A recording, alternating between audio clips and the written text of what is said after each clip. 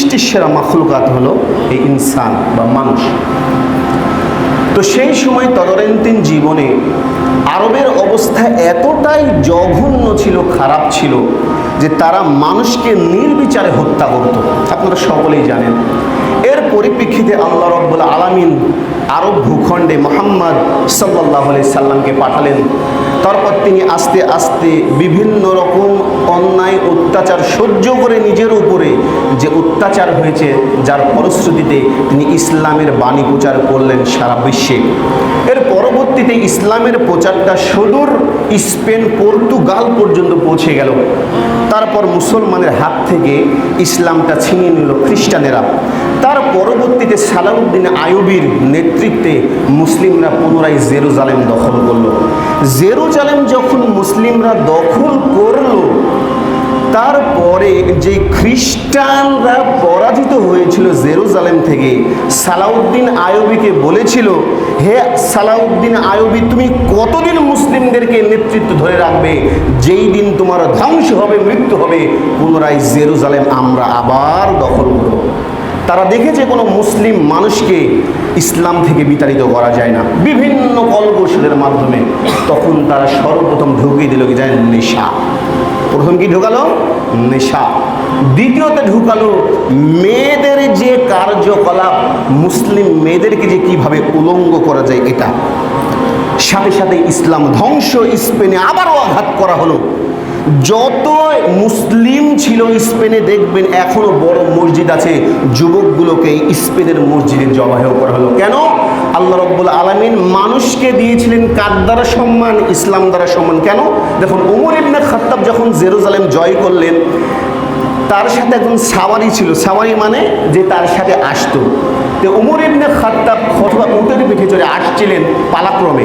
যখন ওই সাওয়ারিটাকে টানছিলেন, তখন ওমর ইবনে খাত্তাব উপরে ছিলেন। তখন ওমর ইবনে খাত্তাব যখন টানছিলেন, তখন ওই সাওয়ারি উটের পিঠে ছিলেন। বা তারপর যখন জেরুজালেমের পথে তিনি আসলেন একদম নির্দিষ্ট জায়গায়, তখন পালা ছিল, ওই যে সাওয়ারি টানছিল, তখন সকলে মনে করছিল এই ওমর ইবনে খাত্তাব, তাকে সম্মান জানাচ্ছেন। তখন বলছে যে আমি এই আমিরুল মুমিনিন নই, আমিরুল মুমিনিন হলো যিনি উটের লাগাম বা খোঁটা টানছেন। তখন ওমর ইবনে খাত্তাবকে বলছেন, আপনি এত বড় সাম্রাজ্যের অর্ধ পৃথিবীর শাসনকর্তা, অথচ আপনি পায়ে হেঁটে মানে? তখন একটা কথা বলেছিল, শোনেন, আমরা ছিলাম আরবের মধ্যে বর্বর জাতি। আল্লাহ রাব্বুল আলামিন ইসলাম দ্বারা আমাদেরকে সম্মানিত করেছেন। কার দ্বারা? ইসলাম দ্বারা। ইসলাম ব্যতিরিকে যদি আপনি অন্য কিছু দ্বারা সম্মান পেতে চান, ওয়াল্লাহি আল্লাহর কসম করে বলছি, কোনোদিন সম্মান পাবেন না। তখন ওই নেশা, মদ যাবতীয় ঢোকা দিয়ে হলো। তারপরে সেই স্পেন হামলা করা হলো। স্পেন আজ মুসলিম শূন্য। এর কারণে কি বলেন তো? মুসলিমরাই দায়ী। আজ দেখুন সমাজে সবচেয়ে ভয়ানক বিষয় যেগুলোকে আমরা অপরাধ মনে করি, তার মধ্যে এক নম্বর হলো বিড়ি সিগারেট খাওয়া। বিশ্বাস করেন, আপনি জানেন, আপনি যখন এই বিড়ি সিগারেটটা খান, আপনার বাচ্চা থাকে, আপনার সন্তান থেকে ওই বাচ্চাটা রোজ দেখে। আপনার সন্তানের সামনে যখন আপনি বিড়ি সিগারেট খাবেন, ওয়াল্লাহি বলছি, এই বাচ্চা রোজ দেখে। আপনি জানেন, এই বাচ্চাটা রোজ দেখে যে আপনি বিড়ি খান। যখন আপনি আপনার সন্তানের সামনে রোজ এটা খাবেন, সেটা আমার বাপু, ওয়াল্লাহি আল্লাহর কসম করে বলছি, সেটা যেন আমার বাপু হয়, যখন খাবেন আপনার ছেলেটা রোজ এই অবস্থাটা আপনার সামনে দেখে, তখন কি হয় জানেন? ওই বাচ্চাটা দেখবেন কিছুদিন পর হিরোইন খাবে, ও গাঁজা খাবে, মনে করে এটা সাধারণ অপরাধ, কোনো অপরাধী নয়। অথচ রাসূল সাল্লাল্লাহু আলাইহি সাল্লাম বলছেন, যেই ব্যক্তি নিয়মিত নেশাদার দ্রব্য পান করবে, সে 40 দিনের ইবাদতের কল্যাণ থেকে বঞ্চিত হয়ে যাবে। ও যখন এটা খাবে, ওর ছেলেটা শিখবে, ভবিষ্যৎ প্রজন্ম শিখবে, আপনাকে ধ্বংস করে দেবে। আপনি দেখুন আজ আপনার সংসারে শান্তি নেই কেন? যার এক নাম্বার কারণ হচ্ছে নেশার কারণে। মুসলিম ধ্বংসের ইতিহাস এটাই। যখন আপনি নেশাদার দ্রব্য পান করেন, দেখেন 10-এর সামনে যে খাই, ওর লজ্জা পর্যন্ত হয় না যে আমি খাই, যে ওই পাপের ভাগিটা আমাকেও নেওয়া লাগবে। এটা জানেন, মনে করে সিগারেট মামুলি বিষয়, সে যেই হোক, আমি আমার পরিবারের লোক হোক, ওর দেখে যত বাচ্চা, যত ছেলে বলেন শিখবে, এই পাপের ভাগিদার যতজন শিখবে, এই জ্ঞান মানুষের নাই। বলছি ওয়াল্লাহি জ্ঞান মানুষের নাই, তারপর দেখবেন কিছুদিন পর আপনার মেয়েকে গিয়ে ধর্ষণ করবে, একদম ডিরেক্ট আপনার মেয়েকে ধর্ষণ করবে, আপনার স্ত্রীর সামনে বদমাইশি করবে, ভবিষ্যৎ প্রজন্ম আরও অন্ধকার হয়ে যাবে, ধ্বংস হয়ে যাবেন, তাছাড়া কোনো উপায় নাই। দেখুন তার পরবর্তীতে কী অবস্থা হবে। এই সিগারেট বিড়িটা বলছি মানুষ মনে করে এগুলান কোনো অপরাধী নয়, মামুলি বিষয়। একটা কথা জানেন যে বিন্দু বিন্দু জল থেকে সিন্ধু নদের জন্ম, গল্প শুনেননি? একটা ইট দ্বারা কখনো বাড়ি হয় না, আস্তে আস্তে আস্তে আস্তে দেখবেন অনেক যখন ইট হয় তারপরে বাড়ি তৈরি হয়। আপনি কোনোদিন দেখেছেন, এই কথা ভেবেছেন যে কাল কি অবস্থা হবে? বলছি না আপনাকে কাল ধরে মারবে, আপনার ওই ছেলেই বুকে জাগবে, দেখবেন যে হাফ প্যান্ট উপরে পড়েছে, এই গিটের উপর না তো হাঁটুর উপরে পড়েছে, হোন্ডা নিয়ে ঘুরছে, কাল অ্যাক্সিডেন্ট হবে, আপনার ধ্বংস হয়ে যাবে, আপনি ভালো ছেলে পাবেন না তো। মুসলিম ধ্বংসের অন্যতম প্রধান হাতিয়ার হলো নেশাদার দ্রব্য পান করা। দুই, দেখুন কি, সেটা হলো জুয়া খেলা। সেটা আপনাদের গ্রামে নয়, আমাদের গ্রামে সব জায়গায় দেখবেন একটা ছোট বাচ্চা খেলুক, দেখতে পাবেন যে মাঠে যেই খেলাগুলান হয় বর্তমানে টাকা ছাড়া কোনো খেলা নেই।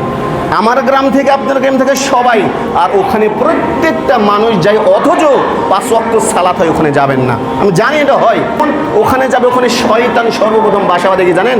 মুসলিমের ছেলে মেয়েকে কিভাবে ওখান থেকে দূর করা যায়। আপনি যাচ্ছেন, আপনার ছেলেটা শিখছে, ছোট বাচ্চা, ওয়াল্লাহে বলছি আজকে আমার গ্রামে এসেছি, ওখানে দেখছি যে ওই ফুটবল খেলছে জুয়া দ্বারা। বলুন এই জুয়া দ্বারা যদি ধ্বংস না হয় দেখে হবে? মুসলিম জাতি ধ্বংসের ইতিহাস। ওখানে দেখবেন কিছুদিন পর ওখানে গন্ডগোল হবে, গ্রামে গ্রামে মারামারি হবে, পার্শ্ববর্তী গ্রাম জড়িয়ে যাবে, আপনাকে হত্যা করবে, শয়তান ওখানে জয়ী, মুসলিম জয়ী নয়। এবার 3 নম্বরে আসুন কি, সেটা হলো গীবত। দেখুন কি আল্লাহ রাব্বুল আলামিন পবিত্র কোরআনের মধ্যে বলছেন, আমি আলোচনা করছিলাম যে মুসলিম জাতি কিভাবে ধ্বংস হয়। ওয়াইলুল লিকুল্লি হুমাযাতিল লুমাজা। আল্লাহ রাব্বুল আলামিন বলছেন দুর্ভোগ তাদের জন্য যারা সামনে এবং পশ্চাতে পরনিন্দা করে। আপনি যান, আপনার বাড়ির হোক আমার বাড়ির হোক, প্রত্যেকটা মহিলার অবস্থা দেখবেন মানুষের সামনে গীবত চলছে, অথচ সে বলবে আমি গীবত করিনি। একদিন রাসূল পাক সাল্লাল্লাহু আলাইহি সাল্লামের সামনে একটা বেটে মেয়ে, বেটে মানে বুঝেন খাটো, কিছু প্রশ্ন জিজ্ঞাসা করেছেন। তখন আয়েশা রাদিয়াল্লাহু তাআলা আনহা বলছেন, ইয়া রাসূলুল্লাহ, মহিলাটা সব ঠিক আছে কিন্তু মহিলাটা তো বেটে মানে খাটো। তখন বলছে, আয়েশা তুমি জানো এই কথা যদি সমুদ্রের বুকে ছেড়ে দেওয়া হয় গোটা সমুদ্রের রং পরিবর্তন করতে পারে, অথচ আপনার স্ত্রী সারাদিন ধরে কোনো গীবত হয় না। এত জঘন্য অপরাধ, আবার মানুষকে লজ্জা দেওয়ার জন্য, সামনে আপনি অপমান করার জন্য যদি কিছু বলেন, এটাও কেন? ওয়াইলুল লিকুল্লি হুমাযাতিল লুমাজা।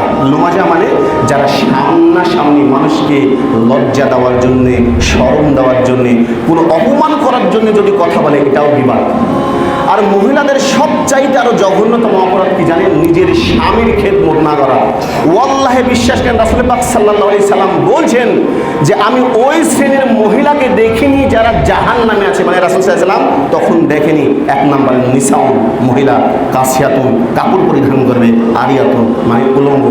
এর পাশাপাশি আরেকটা কারণে মহিলা জাহান্নামী, সেটা হলো স্বামীর তারা অনুগত প্রকাশ করে না।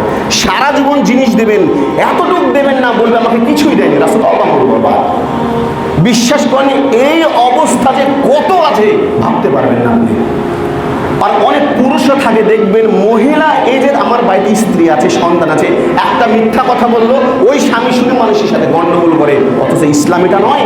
ইসলাম বলছে যে কোনো জায়গায় ঝামেলা হলে, গন্ডগোল হলে সর্বপ্রথম পক্ষ বিপক্ষের তোমাকে আলোচনা শুনতে হবে, তাছাড়া নয়। তখন দেখবেন মানুষের সাথে গন্ডগোল। দেখুন এই মহিলা যদি ওয়াল্লাহে বলছি ভালো কিছু সংসারে নিতে কিচ্ছু পারবেন না আপনি। এই মহিলা হচ্ছে হস্তিনী মহিলা। যে কয়েকটা বিষয় যদি মহিলার মধ্যে দেখো তাহলে জানবে ইহুদির মহিলা। কি?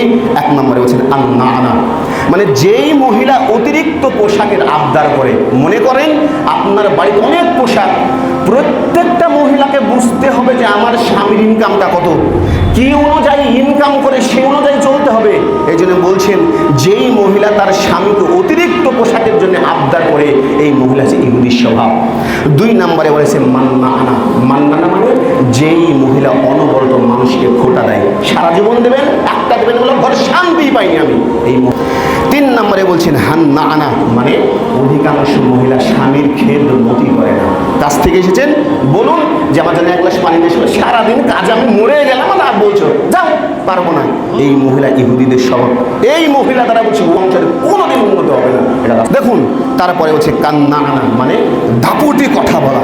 যেই মহিলা বলবে তুমি চেনো আমাকে, আমি কার মেয়ে, অমুকের মেয়ে, তোমার সাথে বিবাহ না হয়ে যদি অন্য জায়গায় বিবাহ হতো সবচাইতে আমি বেশি সুখে থাকতাম। এই মহিলা হচ্ছে ইহুদিদের স্বভাব। দেখুন, তারপরে বলছে হাত তাকা, মানে স্বামীর পছন্দের উপর গুরুত্ব না দেওয়া। মনে করেন আপনার 100 টাকা ইনকাম, 500-700, আপনি বাজার থেকে কিছু পোশাক কিনে এনেছেন, আনার পরে আপনার স্ত্রীকে দিয়েছেন, তোমার চোখে পছন্দ নেই, আমার বরবাদ। ওর স্বামী তো চেষ্টা করেছে ওকে সুখী করার জন্য, করেনি? চেষ্টা তো করেছে। দেখবেন ডাইনি মানে মহিলার আমল বরবাদ। তারপর দেখবেন যে সাত্তাক, মানে স্বামীকে হারাম উপার্জনে বাধিত করা। আপনার ইনকাম 500 টাকা, ওই বাড়ির দেখবেন 1500 টাকা ইনকাম হলো, তুমি অচল, কিছু করতে পারো না। মানে কি জানেন, স্বামীকে ও জাহান্নামের দিকে নিয়ে গেল।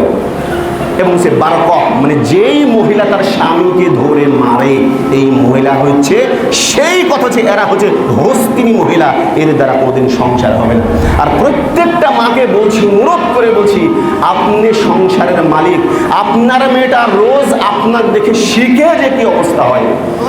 এই মহিলা যদি সারাদিন গীবত করে, সংসারে অশান্তি বাধায়, বাচ্চার উপর প্রভাব ফেলে, ওই মহিলা যখন বড় হয়, অন্য জায়গার যখন বিবাহ দেবেন, এই স্বামীর অবস্থা তদ্রূপে একই ঘটনা ঘটাবে। দেখবেন ও জাহান্নামে নিজেও যাবে, স্বামীকেও নিয়ে যাবে। কেন? স্বামী হলো তার কর্তা, তাই প্রত্যেকটা কর্তা সহ সবাইকে ধরা হবে। আপনি বাড়ির মালিক, যদি আপনার বউকে কন্ট্রোল করতে না পারেন, তাহলে আপনি ওর কারণে আপনাকে জাহান্নামে যেতে হবে। আমল করে কোনো লাভ হবে না।